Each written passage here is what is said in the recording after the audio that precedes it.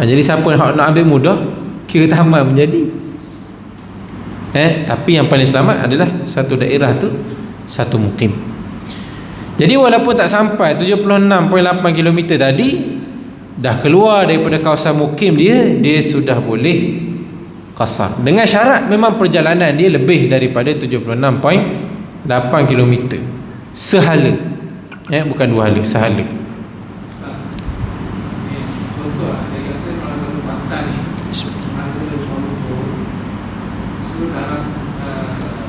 Dari pantai ni kita dah masuk waktu dulu. Kan bolehkan kita jamak asal tengah jalan. Itu masalah bila dah masuk waktu kita nak musafir. Dah masuk waktu kita nak musafir. Adakah wajib kita semayang dulu ataupun dalam perjalanan kita boleh semayang? Pandangan yang muktamad dalam mazhab Syafi'i adalah wajib semayang dulu. Wajib semayang. Maka bila kita semayang di tempat sendiri, bila dah masuk waktu, dalam mukim sendiri, kita wajib tamam lah, tak boleh qasar. Itu wajib tamam, tak boleh qasar, tetapi dibolehkan jamak. Dibolehkan jamak. Tapi tidak boleh qasar. Itu sahaja. Begitu juga dengan solat Jumaat. Solat Jumaat,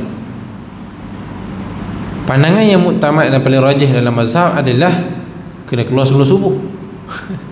Tak keluar sebelum subuh, wajib cari masjid sembahyang Jumaat. Tapi hari ini mungkin tak perkara itu berlaku. Mungkin tak kita keluar lepas subuh, untuk kemudian di tengah perjalanan masuk waktu Jumaat, kita cari masjid sembahyang Jumaat. Mungkin. Maka tidak ada isu untuk kita keluar daripada fatwa tu. Kecuali kalau kita di tempat yang tak ada masjid. Kita bermusafir ke tempat yang tidak ada orang buat sembahyang Jumaat. Naik kapal terbang, pergi masuk hutan, pergi ke hulu dan sebagainya, tak ada orang buat sembahyang Jumaat, maka barulah gugur kewajipan sembahyang Jumaat. Syarat dia kalau tidak keluar sebelum subuh, maka tidak boleh bersenang-senang lah nak tinggal sembahyang Jumaat tu. Kena cari juga masjid. Dalam perjalanan tak ada bukan dalam perjalanan, kita dah sampai ke tempat kita musafir tu, pada hari Jumaat.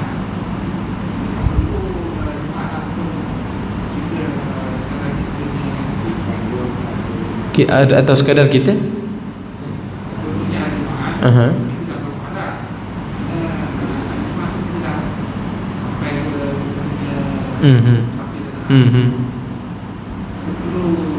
kalau kita musafir hari Jumaat, Khamis tu jangan. Boleh, tak ada masalah. Gugur kewajipan Jumaat. Kewajipan Jumaat gugur. Kalau kita musafir pada hari sebelum daripada hari Jumaat. Baik, kaitan dia dengan musafir ni, kalau kita musafir, itu yang pertama. Yang kedua adalah jamak dengan sembahyang Jumaat. Boleh ke tidak? Jamak dengan sembahyang Jumaat. Isu ni tidak berlaku di zaman dulu. Sebab dulu orang yang sembahyang Jumaat adalah orang yang berada dalam kawasan mukim. Orang yang tidak musafir lah. Once dia musafir, dia dah gugur Jumaat. Dia dah gugur Jumaat, dia tu gugur. Dia dah musafir, dia gugur. Jadi dia tidak sembahyang Jumaat. Tapi kita kalau dalam kes kita keluar Jumaat lepas subuh tu, adakah boleh selepas daripada Jumaat kita nak jamak dengan satu solat yang lain? Ataupun kita sembahyang Zuhur, tak perlu sembahyang Jumaat?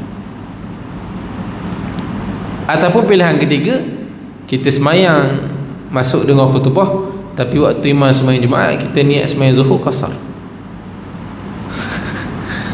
Faham tak dia punya gambaran? Kalau kita kes pertama, kalau kita keluar sebelum hari Jumaat, kita musafir, jarak musafir kita sampai qasar, sampai rukhsah jamak qasar boleh. Gugur Jumaat, tak wajib. Maka ketika itu waktu Jumaat kita boleh sembahyang Zuhur, Asar, jamak qasar, tak ada masalah. Kalau kita keluar hari Jumaat sebelum subuh pun sama, tapi kita keluar hari Jumaat lepas subuh. Pandangan yang muktamad dalam mazhab Syafi'i adalah tidak dibenarkan ataupun tidak ada rukhsah untuk kita meninggalkan solat Jumaat. Okay, kita keluar sebelum subuh, kita keluar lepas subuh, kita pergi Kuala Lumpur lah kata. Sampai Kuala Lumpur Jumaat. Kita pun sembahyang Jumaat. Kita nak balik semula Kuantan. Kalau tak jamak qasar ni kan kena singgah pula sekali lagi. Boleh tak nak jamak Jumaat tu dengan solat lain? Ada dua pilihan. Satu, kita semayang Jumaat. Yang kedua, kita niat di belakang imam kita. Mari Jumaat dengar khutbah, tapi kita niat belakang imam tu semayang zuhur jamak dengan asar. Zuhur qasar jamak dengan asar.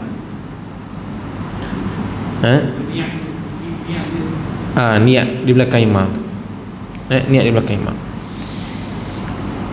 Ada pun pandangan yang ketiga yang ada juga setengah fuqaha kata, walaupun kita sembahyang Jumaat belakang imam, kita boleh juga niat nak jamak dengan asar. Tapi pandangan ni sangat-sangat lemah. Jaranglah, sebab tidak ada asal. Memang di zaman Rasulullah SAW tidak waris satu pun sembahyang Jumaat dijamakkan dengan mana-mana solat. Mana-mana solat. Jadinya lebih afdal ataupun lebih elok kita pilih untuk solat di belakang imam Jumaat tu niat zuhur. Niat zuhur jamakkan dengan asar. Tapi Jumaat kita pergi sebab kes keluar lepas subuh tadi tu. Itu satu masalah. Baik. فله أن يصلي الظهر والعصر والعشاء ركعتين إذا كانت مؤديات أو فائتة في السفر فقضاها في السفر. Maka dah sampai jumlah perjalanan 76.8 km tu, walaupun tak sampai lagi jarak tu, tapi perjalanan kita tu memang confirm sampai. Tapi kalau kita tak tahu, kita ni nak pergi ni tak tahu berapa jarak ni, mungkin berhenti kat Gambang, mungkin naik lagi sampai Temeloh, mungkin naik sampai Bentor, tak tahu lagi. Maka tak boleh qasar kecuali dah lepas jarak 76.8 km. Yang dibolehkan daripada mula ataupun daripada keluar kawasan mukim itu adalah orang yang confirm memang jarak perjalanan dia lebih daripada 76.8 km, ataupun 48 batu tadi, 48 mil batu.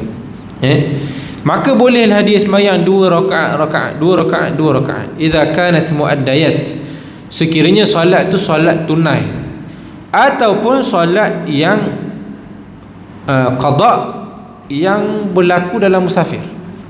Maksudnya sebelum ni dia pernah musafir, dalam tempoh musafir tu dia boleh dia boleh jamak qasar, tapi dia tak buat sembahyang tu, dia tinggal. Kalau dia buat masa dah sampai rumah, dia kena buat penuh, dia kena buat tamam. Jamak lah, tapi tamam lah.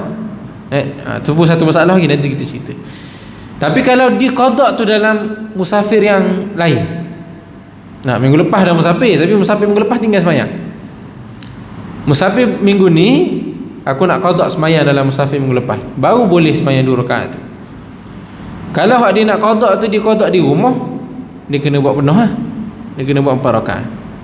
Semalam kita pergi ke Kuala Lumpur, katakanlah tengah-tengah jalan tak ada nak sembahyang, maka sampai di rumah, kalau nak qada kena sembahyang penuh, tak boleh sembahyang 2 rakaat.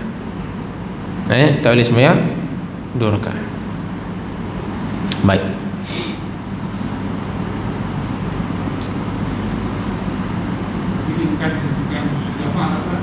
Okey, kalau orang yang dah sampai di rumah, contoh orang yang bermusafir, musafir sepanjang tempoh pemusafiran ni tak ada nak sembahyang, sampailah balik semula ke rumah. Ni kes tak ada, bukan sengaja. Kalau sengaja tu berdosa. Sengaja berdosa tu dikira macam sengaja tinggal sembahyang lah, sengaja lewatkan sembahyang keluar daripada waktunya. Tapi kalau tak ada, sepanjang perjalanan tu sibuk kerja dan sebagainya, sampai semula ke rumah, adakah nak solat jamak ataupun solat qada. Faham tak? Kan kita tadi musafir sebelum zuhur, balik sebelum ke rumah dah asar. Balik sebelum ke rumah dah asar. Nak jamak ke nak qada? Yang afdal dan muktamad dalam mazhab Syafi'i adalah qada, bukan jamak. Tapi dia rukhsah juga, sebab kita memang tak ada nak musafir, rukhsah lah, tak berdosa lah insya-Allah. Cuma bila sampai ke rumah tu niatnya adalah qada. Sebab kita dah habis, tempoh musafir kita dah habis, patutnya tak boleh jamak. Tapi oleh kerana memang tak ada, musafir kita tu sibuk, bolehlah kat rumah tapi dengan niat qada, bukan dengan niat jamak. Baik.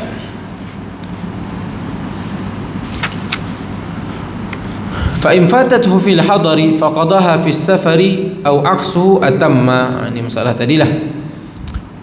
Kalau sembahyang yang kita tak buat ketika mana kita bermukim ataupun kat rumah, kemudian kita nak qada dalam tempoh musafir, maka tak boleh, kena sembahyang tamam walaupun kita tengah bermusafir. Sembahyang yang kita tinggal di rumah 4 rakaat zuhur, kita pun musafir, kita teringat aku ada satu solat qada kena buat. Dia pun kata lalang tengah musafir ni kita buat 2 lah, tak boleh. Qada tu kena buat 4 juga. Wa fil bahri tu'tabaru hadhihi al masafah kama fil barri. Orang yang pergi ke laut, macam mana nak kira jarak qasar ni? Sama macam jarak di darat. Berapa? 76.8 km. Kalau musafir dalam 3 hari lah. Hari pertama tu kita jamak masalah. So hari kedua tu kita tengok penuh lah. Hari ketiga tu kita jamak masalah lagi. Boleh, tak masalah. Masalah nak jamak ataupun nak tamam, wajib ke sunat? Wajib ke sunat? Boleh pilih. Sunat lah maksudnya. Cuma yang afdal mana? Afdal qasar ke tamam? Afdal jamak qasar. Afdal jamak qasar. Sebab tu kata Sayyidina Abdullah bin Umar, dia kata bila Allah Ta'ala kata benda tu hadiah, dia kata faqbalu hadiyatakum, dia kata terimalah hadiah. Dia kata kau orang bagi hadiah awak tolak, terima hadiah. Walaupun kita senang-senang lain lah, sebab Allah Ta'ala syariatkan tu bukan kerana susah dah, tapi kerana musafir. Kalau musafir kita senang lena sekali pun, terimalah hadiah daripada Allah Subhanahu Wa Ta'ala. Sembahyang jamak qasar. Baik. Dan di laut sama, tempoh jarak dia tak pakai tempoh, pakai jarak, lebih kurang adalah 76.8 km jarak minimal. 2 marhalah tu.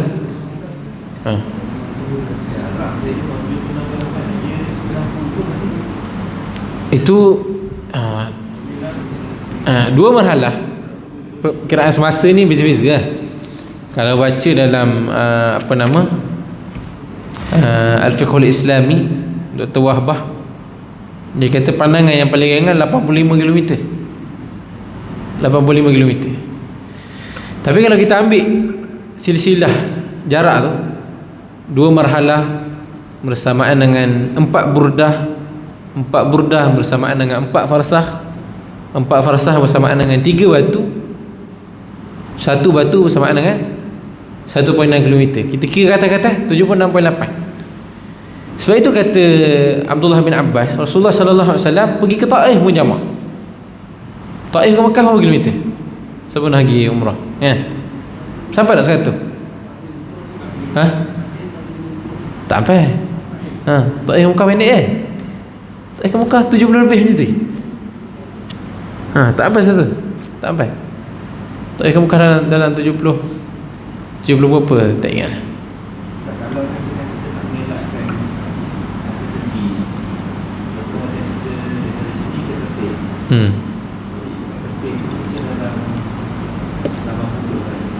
Bismillah. yang sampai. Jadi itu pun program dia semua yang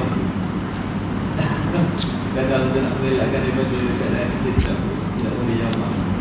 Kita pun lebih kepada kita untuk melebih ke situ.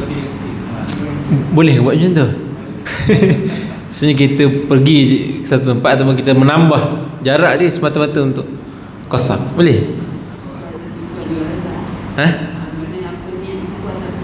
Tertujuan. Tertujuan. 80 kilo tu kalau ikut nilai minimanya badana lepas dah. Sebahagian fuqaha pun kata nilaian yang ditentukan zaman sekarang 85, 80, 90 tu adalah takribi dia panggil. Takribi maksudnya lebih kurang. Dia tidak ada satu nilai tepat. Tapi kalau kita was-was, kita macam contohlah kan, kita pergi satu tempat, ni macam tengah-tengah. Nak kata dah lepas pun kata tadi kita kata 76.8 dia pergi 76.9 betul-betul 76.8 kata ni wasuah tengah-tengah, afdal tinggal, tak payah jamak qasar, tak payah jamak qasar, afdal tinggal, gitu. Baik. Falau qata'aha fi lahzatin qasra. Okey. Walaupun ni dia punya masalah dia. Sekalipun kita menempuhi tempoh perjalanan tu dalam tempoh yang pendek. Dia punya perkiraan dia adalah jarak, bukan tempoh. Bukan tempoh.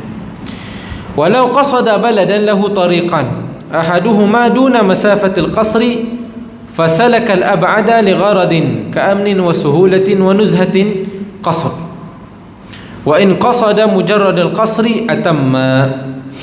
Kalau dia nak menuju ke satu tempat, ada dua jalan, satu jalan panjang, satu jalan pendek. Satu jalan panjang, satu jalan pendek. Jalan pendek ni tak boleh qasar, jalan panjang boleh qasar. Pergi ke mana? Pergi ke Kertih ni kan, pusing naik kok paku terus balik Kertih macam tu. Ataupun daripada kita direct pergi ke Kertih, kata lah aku pergi direct ni tak boleh, tapi kalau pergi banyak boleh. Kalau ada tujuan lain, contohnya jalan hak mula tu tak selamat ataupun nak jalan-jalan pun boleh. Maksudnya kita jalan ni tak lawa lah, aku nak ikut jalan pantai ataupun jalan highway lah, jalan highway sedap sikit. Jalan highway ni jalan rata, jalan lama belum-belum ikut jalan highway boleh. Cuma yang tak dibenarkan adalah semata-mata nak qasar. Kita pilih jalan tu semata-mata nak qasar. Dia panggil kaedah dia apa nama,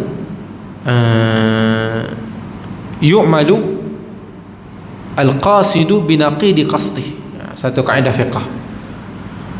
Orang yang bertujuan sesuatu dalam helah syarak ni dihukumkan dengan berlawanan daripada tujuan dia. Kalau tujuan dia buat satu hukum tu ada helah, maka kita kena bagi hukum hak lain, ataupun dia punya hukum ni sebalik. Dia punya hukum ni sebalik. Kalau dia buat sesuatu tu kerana helah. Macam sebelum ni kita sebut orang yang pergi bermusafir semata-mata nak berbuka, helah tu. Musafir tak ada benda pun, semata-mata nak buka, maka takkan kita nak kata puasa dia terima, ataupun takkan nak kata dia ada rusah, tak boleh, tak ada rusah, tak ada rusah. Kalau kita musafir ke pagi dah, dia kata memang jauh kan, dia bolehkan untuk jamak selepas pagi, jamak kasar. Jamak kasar lebih daripada 4 hari.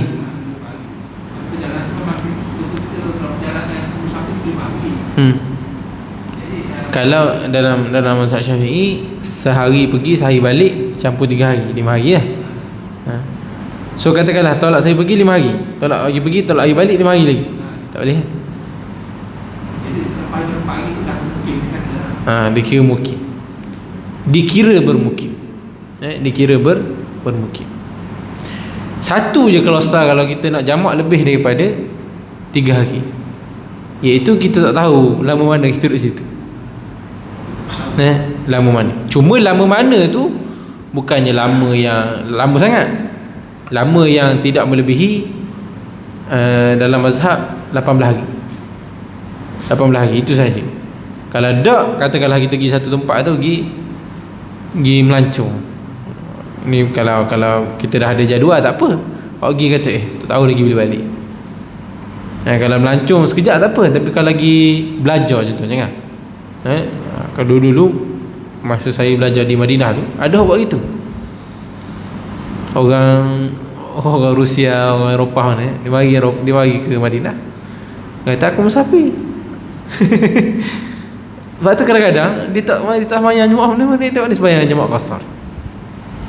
Atau dah buat apa, dia kata ni saya nak Umar, dia ada satu hadis apa nama Abdullah bin Umar radhiyallahu taala anhuma, dia sembahyang jamak di satu tempat, apa nama dia? Allah, lupa. Yamamah. Dia sembahyang jamak di Yamamah sampailah dia boleh keluar daripada tembok tu. Sebenarnya dia tak boleh keluar, terhalang, tembok tu ada musuh, sampai dia boleh keluar. Berapa lama tempoh dia? Allah alam, dia kata. Senang itu. Kadang-kadang kita selama mana kita bekerja, aku kerja sini tak tahu lah berapa lama lagi ni, aku musafir ni. Balik kampung dia kira dia musafir juga. Itu. Bahkan ada juga sebahagian dia tarikat batiniyah ataupun gerakan-gerakan batiniyah yang aku pun tak sembahyang tu satu hal, hak sembahyang jamak. Dalil dia pun dia kata kita atas muka dunia ni musafir. Hadis dia hadis kuat, hadis Sayyidina Abdullah bin Umar kan, kun fid dunya ka'annaka gharibun aw 'abiru sabil, jadilah engkau di dunia ni seolah-olah orang yang asing ataupun sekadar menempuh perjalanan. Kata ni lah dia kata, dah atas muka dunia ni musafir lah aku. Ada dalam sebahagian fahaman gerakan-gerakan batiniyah. Baik.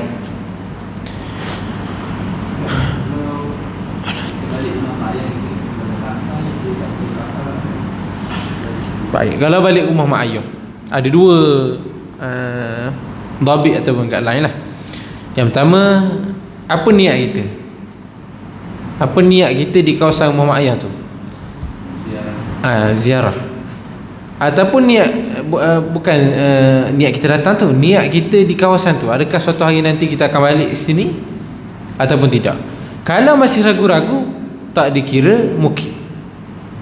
Tak dikira mukim.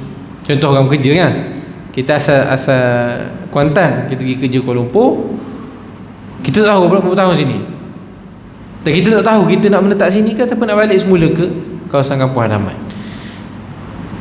tidak dikira mukim. Jadi dikira ikut bilangan hari tadi. Tapi kalau orang yang pergi ke bandar, confirm dia kata aku duduk sini 5 tahun je, habis 5 tahun ni aku dah buat rumah, ada tanah balik di kampung, tu confirm, tu balik dikira mukim. Tak boleh kira hari dah. Dikira hak tu lah kampung dia. Dia nak menetap di situ, dia nak balik semula di situ.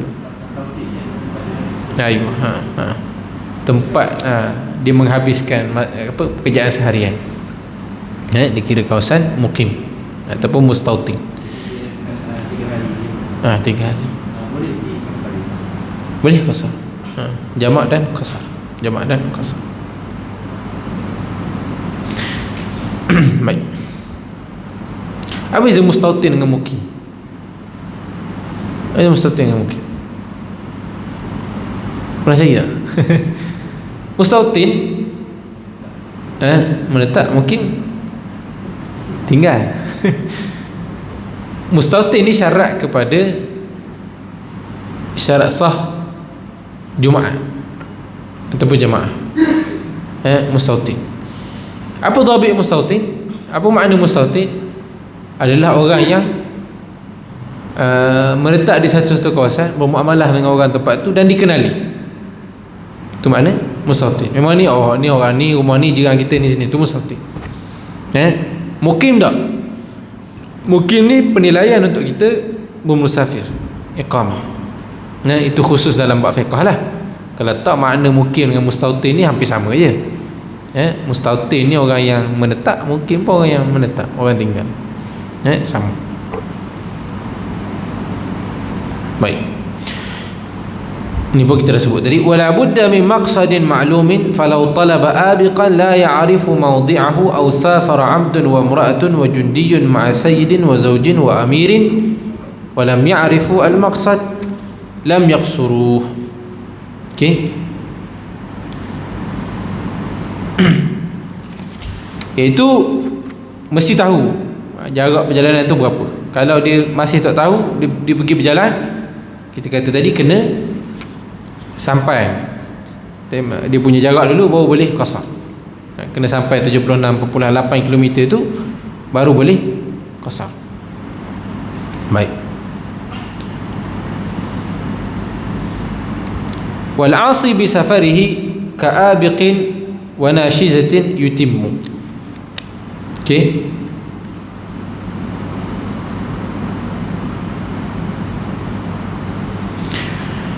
Orang yang berbuat maksiat di dalam perjalanan, ini tidak diberikan rukhsah. Tidak diberikan rukhsah.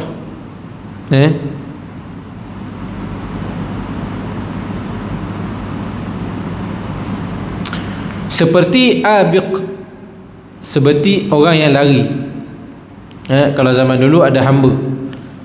Zaman sekarang contohnya orang yang lari daripada hutang. Apa lagi contoh orang lari?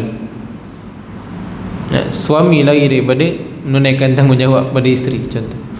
Isteri lari keluar daripada tanpa izin suami. Dikira asi bisafari.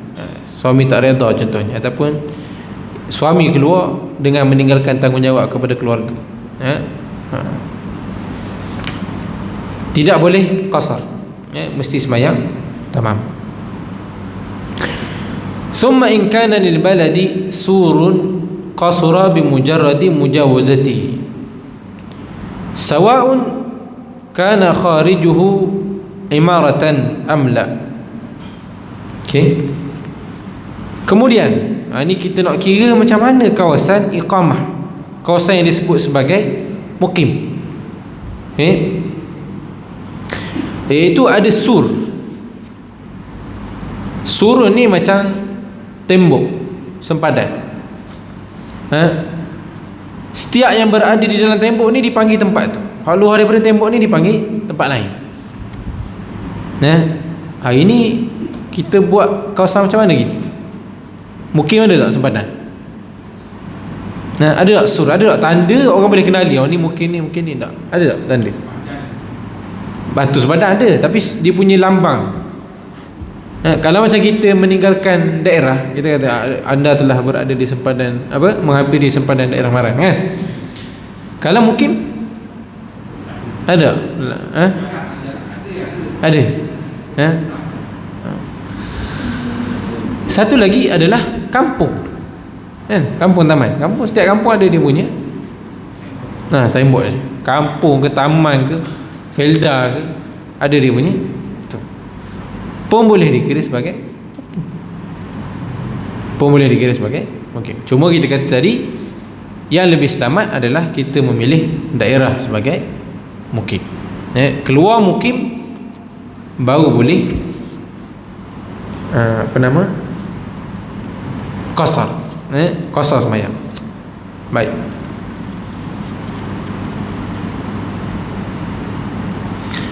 Summa idza intaha as-safaru atamma wa yantahi bi wusulihi ila watanihi aw bunyati iqamatin 4 ayamin ghayra yawmay ad-dukhul wal khuruj.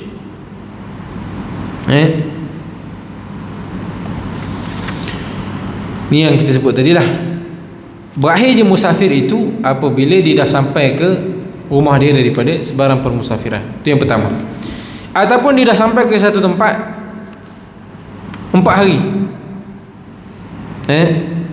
Tidak termasuk hari pergi dan juga hari balik.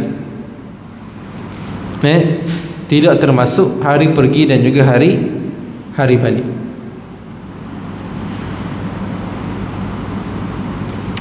Ni pandangan kedua dalam mazhab. Ni Syekh Ibn Naqib memilih pendapat yang kedua di dalam mazhab Asy-Syafi'i. Pandangan yang rajih dan muktamad adalah 3 hari sahaja. 3 hari sahaja. 3 hari sahaja. 3 hari musafir, tak campur hari pergi satu dan juga hari balik. Jadilah 5 hari. Kalau atas pandangan yang kedua, 4 hari campur hari pergi hari balik, jadilah 6 hari. Jadilah 6 hari. Boleh tak kita nak pilih-pilih? Kalau rasa nak pilih 3 hari, kita pilih 3 hari. Rasa nak pilih 4 hari, pilih 4 hari. Boleh? Boleh tak kita?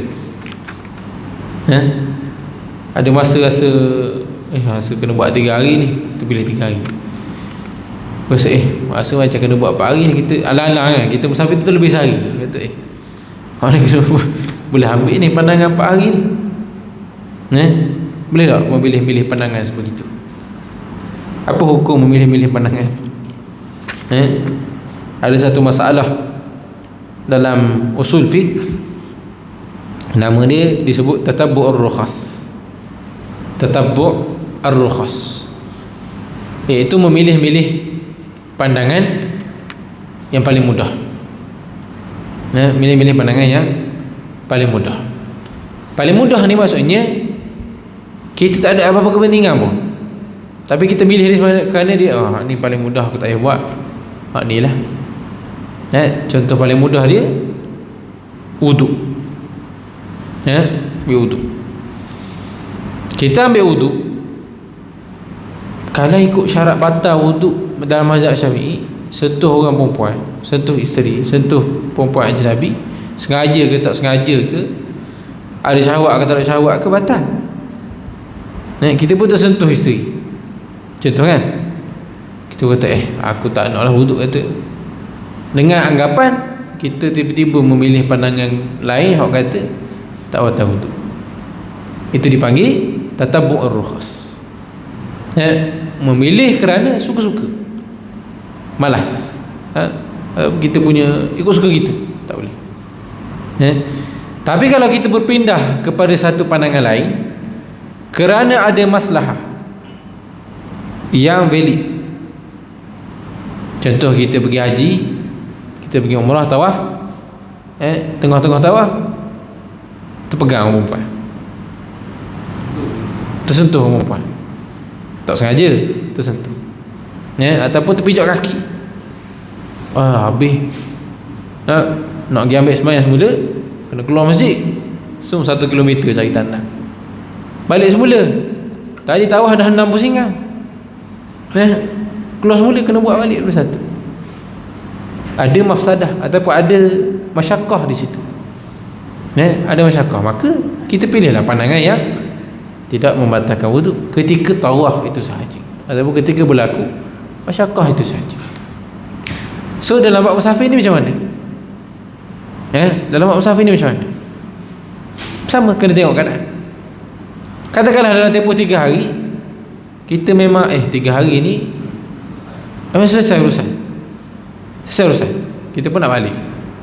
So keseluruhan musafir kita sebenarnya boleh selesai dalam tempoh 3 hari campur 2, 5 hari tu, 1 hari pergi, 1 hari balik, settle. Tapi kalau habis dah selesai 5 hari, kata ada pandangan lain yang kata sampai 6 hari ni kita boleh jamak qasar ni, itu dipanggil tatabbu' ar-rukhas. Memilih-milih kesenangan, pilih-pilih benda yang paling mudah, yang itu yang haram. Kalau tidak ada masalah, tidak ada isu kita berpindah-pindah antara pandangan yang valid, yang muktabar di kalangan para fuqaha. Bahkan banyak fatwa-fatwa pada hari ini yang keluar pun daripada pandangan-pandangan mazhab 4. Contohnya, tapi dibuat kerana ada masalah, kerana ada ijtihad yang lain, kerana ada, bukan saja pilih sebut hawa nafsu dah. Macam fatwa-fatwa baru ni kecoh, satu fatwa berkaitan orang perempuan yang menghafal Quran, kan, yang haid. Tidak ada dalam mana-mana kitab fiqh mazhab yang membenarkan, melainkan sedikit. Mazhab Syafi'i kata dengan kadar zikir. Kalau mazhab Hanbali dia kata yasirah, sikit, ayat sikit, mungkin 2-3 ayat boleh baca. Dah tu orang hafal Quran ni lupa 7 hari tak ada uzur, 7 hari tak boleh baca Quran. Jadi hampir semua majlis fatwa negeri-negeri memfatwakan harus. Persalahan ni. Adakah itu tatabu'ur khas? Adakah itu memilih-milih pandangan kerana senang lenak? Tak. Kerana ada maslahat, takut orang lupa dan sebagainya. Wallahu a'lam. Kita berhenti pada masalah hari ataupun berapakah jumlah hari yang boleh dalam tempoh solat qasar. Wallahu a'lam. Kita tangguh dengan majlis tasbih kafarah dan juga suratul asr. Subhanakallah wa bihamdika asyhadu an la ilaha illa anta wal asri innal insana lafi illa alladhina amanu wa amilus solihati wa tawassaw bis sabr wa tawassaw bil haqqi wa tawassaw bis sabr. Yang baik itu daripada Allah Subhanahu wa taala, yang buruk itu atas kelemahan dan keadaan diri sendiri. Assalamualaikum warahmatullahi taala wabarakatuh.